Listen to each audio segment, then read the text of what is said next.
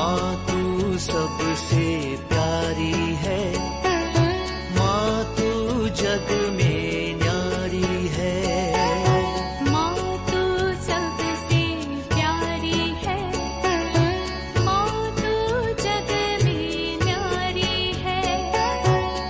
अपने आंचल में रखना, अपने आंचल में रखना। हमें वरदानों से भरना।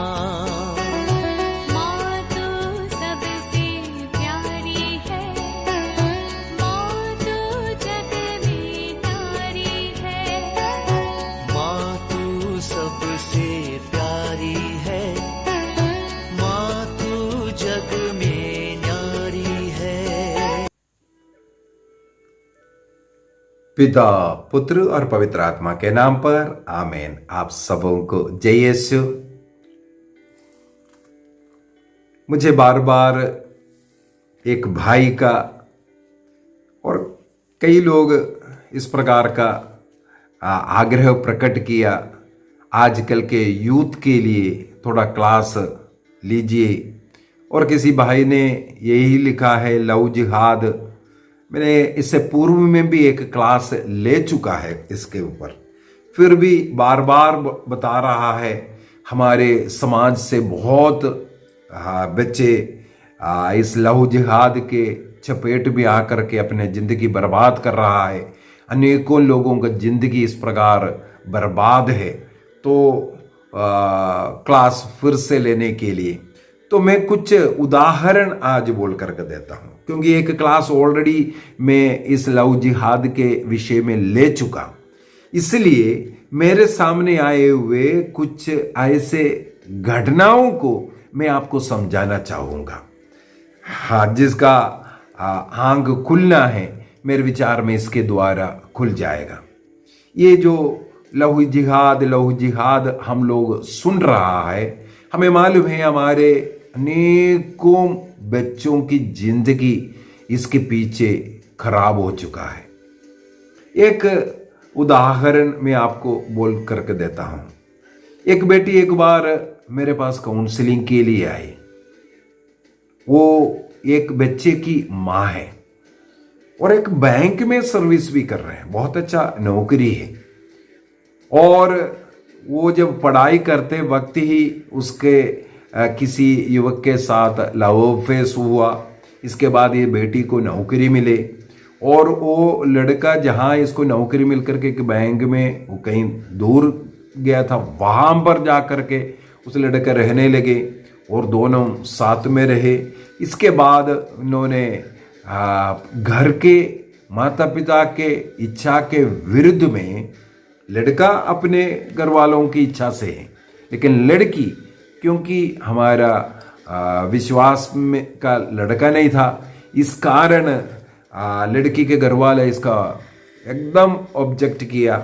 लेकिन लड़की कहाँ मानने वाली, वो अपने माता पिता को भी टकराया, कोई संबंध नहीं, कोई ये नहीं है। उस समय पर इस लड़के के साथ रहना शुरू किया, एक गर्भधारण की हुआ और इन लोगों ने पता नहीं कहीं कोर्ट मैरिज वगैरह कुछ कर करके विवाह किया और एक साथ रहने लगे। इनको एक बच्चा भी पैदा हुआ। इसके बाद उस लड़के का स्वभाव एकदम बदल गया। वो अपना घर गया जिस जगह पर ये दोनों साथ में रह रहे थे। इसके बाद इस लड़की को खबर दिया कि वो दोबारा दूसरा शादी भी करने जा रहे हैं, क्योंकि हमारे समाज में दूसरा शादी भी कर सकते हैं। हमारे जो समाज के एक लड़की से वो शादी करने जा रहे हैं। इसलिए वो लड़की जब रोती हुई अपने मायके अपने मम्मी के पास जब पहुंचे, और उधर ही लड़के का घर भी है और उनके घर भी गया, लेकिन घर वाला तो उतना अच्छा इनके साथ बातचीत वगैरह नहीं किया है, क्योंकि एक क्रिश्चियन लड़की है, उनका धर्म का नहीं है। और उन लोगों ने तय किया उनका धर्म का ही एक लड़की से शादी करने का। तो उस दुखी मन से मेरे पास काउंसलिंग के लिए आई। ऐसे केस क्या कैसे हैंडल करें, मुझे स्वयं ये परेशानी हो गया, क्योंकि ऐसे उनके समाज में, लड़के के समाज में कितना भी शादी कर लो कोई प्रॉब्लम नहीं है। इस लड़की रो रो करके कहते हैं वो मेरे इतना प्यार करते थे, इतना ये था, लेकिन देखो आज एकदम उल्टा हो गया। ऐसा लगता है हमने कभी देखा नहीं है, ऐसा व्यवहार कर रहा है। वो दूसरे शादी वो करने जा रहा है, उसमें अड़ी है। और केवल इतना ही नहीं, चलो दूसरा शादी हो रहा है, इतना ही नहीं, और उस लड़का इस लड़की के खिलाफ भी बात करने लगे। इसलिए कई कई बार वो बता रहे हैं मैं मर जाऊं कि ये है वो है, इस प्रकार से। तो जो प्यार कर रहे थे, माता पिता को भी दुख दे करके भाग करके जो कार्य किया, इसके बाद आज जिंदगी इस प्रकार दुखमय हो गया, तब भाग रहा है। ये बेटी इन दिनों में जब शादी होकर के मेरे ख्याल में 2-3 साल हो चुका था, एक बच्चा भी है उनको, तब तक चर्च जाना सब बंद कर दिया था। अब ये मुसीबत जब उनके जीवन में आया, तब वो भाबा करके आने लगे। केवल इतना ही नहीं, एक बार एक ऐसे एक लड़की, वो अच्छे पढ़ी लिखी है, बहुत अच्छे पढ़ी लिखी, बहुत अच्छे नौकरी किसी कंपनी में कर रहा है। उसी कंपनी में काम करने वाला एक ऐसे अन्य जाति का लड़के के साथ प्यार। तो इनका माता पिता सब उसके लिए सपोर्ट है। मेरे पास उनकी मम्मी ये बेटी को लेकर के मेरे पास काउंसलिंग के लिए आए, केवल यही पता करने, केवल लड़की नहीं वो लड़का भी है। मम्मी बाहर बैठ करके, लड़का और लड़की मेरे पास आकर के यही बात करने लगे। लोग शादी करना चाहते हैं, उसके लिए क्या तरीका है। और ये लड़की, मैं एक क्रिश्चियन हूँ इसलिए मैं अपने क्रिश्चियनिटी को नहीं छोड़ सकता, ये सब बोला है। इसलिए लड़का ने बोला चलो मैं क्रिश्चियन बन जाता हूँ। ऐसा कैसे क्रिश्चियन बनना है, क्या करना है, ये सब पता करने के लिए मेरे पास आया है। और बोला मम्मी भी बैठे हैं। ये सुन करके मैं हैरान हो गया। मैंने उस लड़के से एक ही सवाल किया। उनका कहना था लोग लव अफेयर शुरू हो करके 5 साल 6 साल कुछ हो चुका है। मैंने बोला अब तक फिर तुम क्रिश्चियन क्यों नहीं बना, और अभी इस समय पर आप बोल रहा है हम क्रिश्चियन बनने के लिए तैयार हैं। सबसे पहली बात है, आपके लिए ईश्वर बड़ा नहीं है, आपके लिए बड़ा है एक लड़की। और उस लड़की से भी यही सवाल किया, यदि आपको क्रिस्तीय धर्म इतना बहुत बड़ी चीज था, तो आप ऐसे जो व्यक्ति है उससे क्यों लव किया? क्या आपके समाज में, आपके धर्म में, आपके विश्वास में रहने वाले में पढ़े लिखे या अच्छे सुंदर लड़का नहीं है? एक बार लव अफेयर के अंदर फंसने के बाद अब आप उसको क्रिश्चियन बनाने के लिए ये सब आप घूम रहा है। और अनेकों केस मुझे ऐसा मालूम है, शादी करने का नाटक रच करके क्रिश्चियन बनता है, इसके बाद उसके घर ले जा करके इसका जिंदगी बर्बाद करते हैं। और मैं बातचीत में मुझे यही पता चला, उस लड़का अपने घर वालों की इच्छा से ही घर में ही रहेंगे। मैंने बोला आप जब एक बार क्रिश्चियन बने का, आपके समाज में आप रह नहीं सकता, आपको तो काट डाल देगा उन लोग।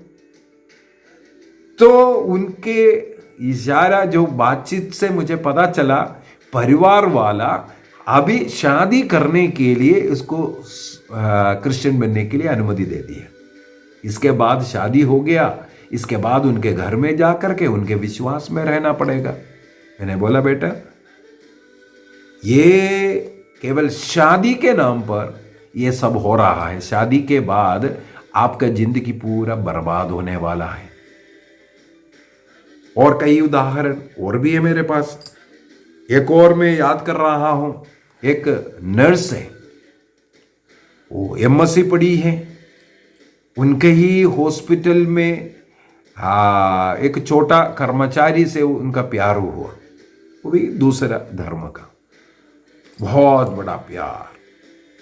एक गरीब घर की लड़की है, माता पिता का कहना नहीं माने, उस लड़के के साथ रहने लगे। कई लोगों ने उसको मना किया लेकिन किसी का नहीं सुना। चर्च जाना छोड़ दिया और उसके साथ रहने लगे। 2 बच्चे हो गए। इसके बाद धीरे धीरे उसने अपना स्वभाव दिखाना शुरू किया। लड़की पढ़ी लिखी है, अच्छा नौकरी है, इस कारण वो अपना एक घर वर लेकर के किराए पर लेकर के वहाँ रह रहे थे। लड़का भी था।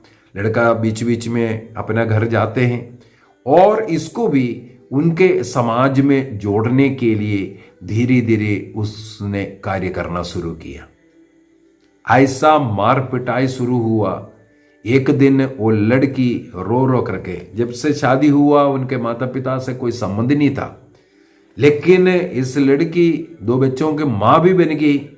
अब इनका जिंदगी जीना बड़े मुश्किल हो गया।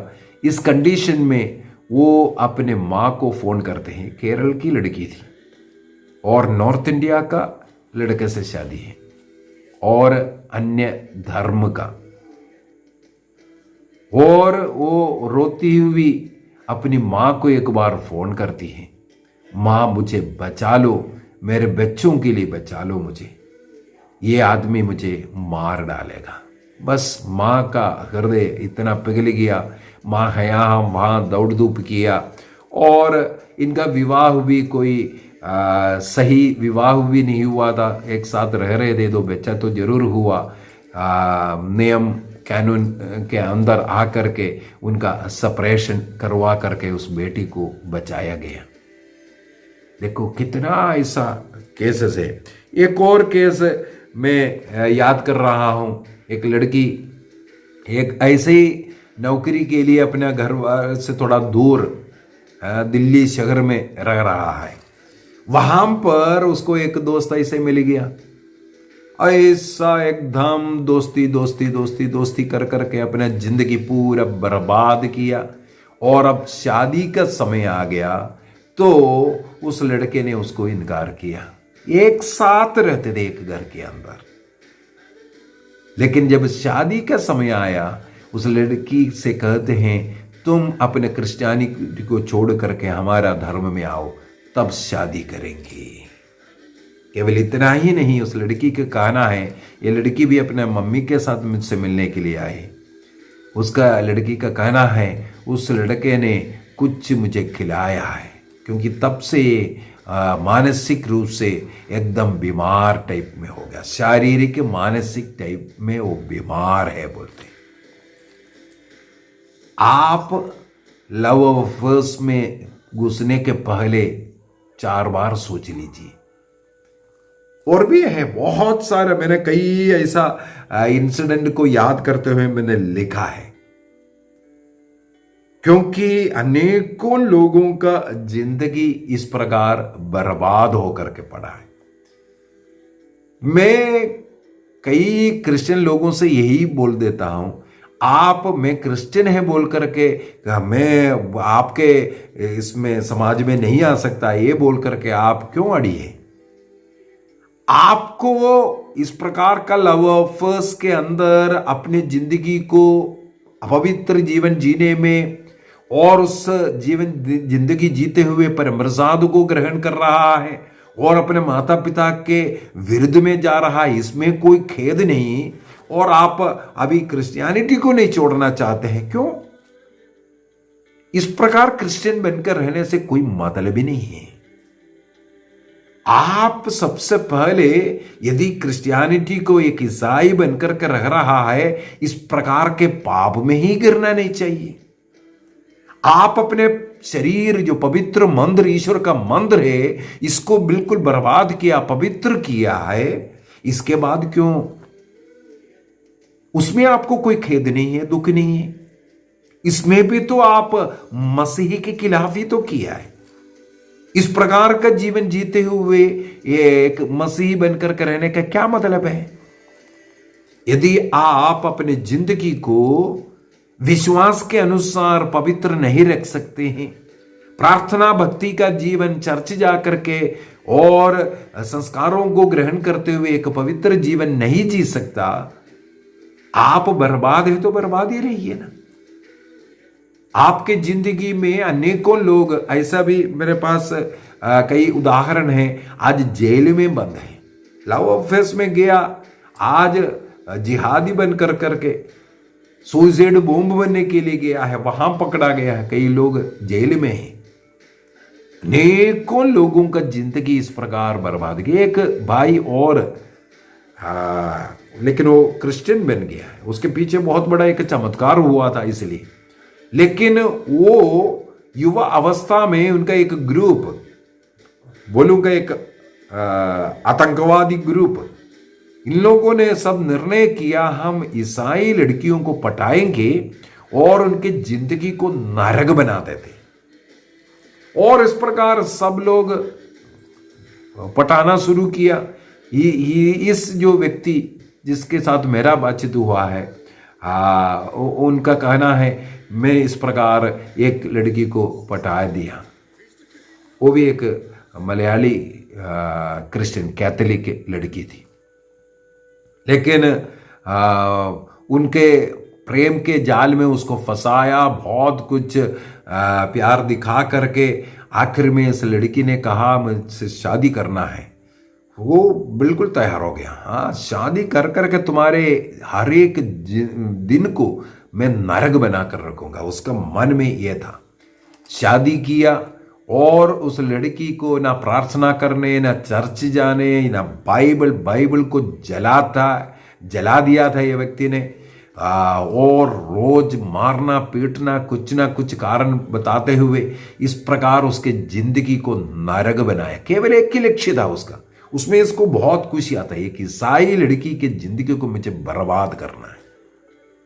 और उस जिंदगी के अंदर इनको 2 बच्चे भी हो गए, और उनमें से एक जो बड़ा वाला बेटा बीमार हुआ था, और ये जो औरत जो है, उनके पत्नी जो है केरल का है, इसलिए इस बच्चे का एक ऐसा बीमारी था, हॉस्पिटलों में डॉक्टरों के पास सब लेकर के गया, लेकिन कहीं भी उसका कोई इलाज नहीं हो पा रहा था। किसी ने बताया इसको पोटा लेकर के जाओ, तब वो बेटा भी बोलने लगे मुझे पोटा लेके जाओ, पोटा लेके जाओ, सब लोग बोल रहा है। तो इस आदमी का मन में आया ये पोटा भी थोड़ा जाकर के देख लेते हैं, वहां पर क्या होता है कर करके। केवल देखने के लिए गया, लेकिन वहां पर चमत्कारी रूप से इस बेटे को का बीमारी से उन्हें मुक्ति मिला। बहुत बड़ा एक चमत्कार, चंगाई हुआ। इस कारण इस व्यक्ति का मन परिवर्तन वहां पर हुआ था। इसके बाद वो क्रिश्चियनिटी में आया। क्रिश्चियनिटी वो गवाही देकर के जगह जगह जाते हैं, वहां पर मेरा मुलाकात इनसे हुआ, इनसे बात समझने के लिए मिला। और उनके कहने के अनुसार इन लोगों का एक ही लक्ष्य था, क्रिश्चियन लड़कियों को बर्बाद करना। मेरे भाइयों और बहनों, बच्चों, युवक युवतियों, मेरा आप लोगों से यही अनुरोध है। ऐसे अनेकों उदाहरण मिलेगा जो लोग लव अफेयर्स में गया, धर्म परिवर्तन किया, या इसी क्रिश्चियनिटी में रहने की कोशिश किया, लेकिन आगे चल करके अनेकों का जिंदगी नरक बना है। केवल इस ग्रुप का एक ही लक्ष्य है, ऐसे क्रिश्चियन बच्चों का जिंदगी को बर्बाद करें। केवल लव जिहाद नहीं, आजकल एक और है ना, नारकोटिक जिहाद। स्कूल कॉलेज हर जगह पर आज एडिक्शन का जो दवाइयां हैं, ऐसी ऐसी चीजें ला करके बच्चों में बांटना, बच्चों को खिलाना और बच्चों का बर्बाद करना, इस प्रकार का एडिक्शन वाला चीजों को खिला करके अनेकों लड़कियों की जिंदगी को खराब किया है, और अनेकों लड़के लोग बर्बाद हो रहा है। इसके पीछे जब स्टडी किया, उसके अंदर भी मिला है, चाहे किसी भी प्रकार का नशा, इसके पीछे हमारे धर्म के बच्चों का बर्बादी लक्ष्य था। हमें सतर्क रहना है, हमें ऐसे लोगों से दूर रहना है, हमें इस प्रकार के चक्कर में नहीं पड़ना है। चाहे एडिक्शन हो, चाहे लव अफेयर्स हो, इससे थोड़ा दूर रहिए। मसीह से जुड़ करके, प्रभु से जुड़ करके एक पवित्र जीवन जिए। प्रभु आपके जिंदगी में जो कुछ जरूरत है सब कुछ देगा। जो आप स्वप्न में भी नहीं सोच सकता, उससे अधिक प्रभु हमें देता है, यदि हम प्रभु के नियम के अनुसार एक पवित्र जीवन जिएंगे। आइए हम अपनी आंखों को बंद करें, एक निर्णय कीजिए। युवावस्था के जो आकर्षण है, इसमें पढ़ करके जिंदगी को बर्बाद ना करने का। अनेकों का जिंदगी बर्बाद, अनेकों लोग सुइसाइड कर रहा है, अनेकों का हत्या हो रहा है, अनेकों का जीवन नरक बना है। हमें बच करके रहना है नशे से और इस प्रकार का लव अफेयर्स, इनके हाथों से हमें बचना है। एक निर्णय आप कीजिए, ऐसे लोगों से दूर रहने का निर्णय, प्रभु के साथ जुड़ करके एक अच्छा क्रिस्तीय जीवन जीने का निर्णय कीजिए। पिता, पुत्र और पवित्र आत्मा के नाम पर आमीन। आप सबों को जय यीशु।